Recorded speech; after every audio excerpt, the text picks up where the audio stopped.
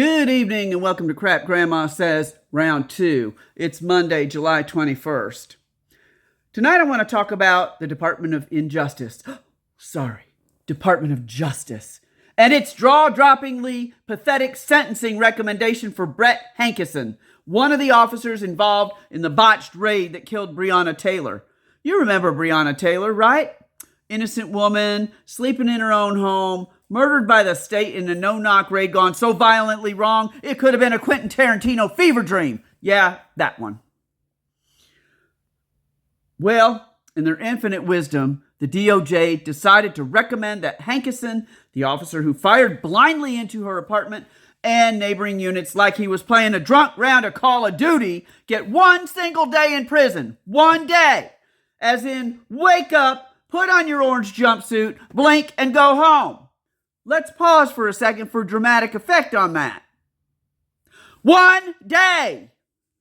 Apparently, in the alternate reality the DOJ lives in, reckless endangerment of human life, especially black life, is barely worth a nap behind bars.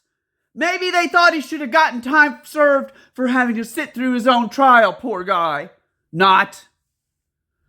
Thankfully, the judge wasn't buying whatever delusional discount justice the DOJ was peddling and handed Hankison a more appropriate, albeit still extremely light, 33-month sentence. Not what I would have done in her shoes. But that's not nearly enough for the chaos and trauma he unleashed. But at least it's longer than a lunch break.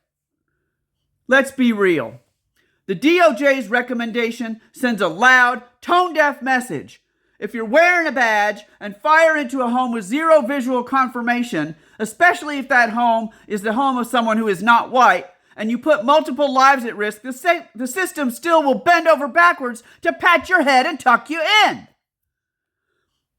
Breonna Taylor was killed in her sleep. And Hankison, they tried to give him a glorified timeout.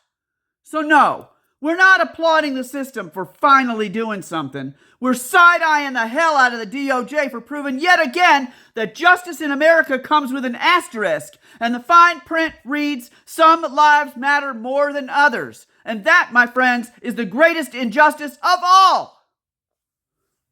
So there's that.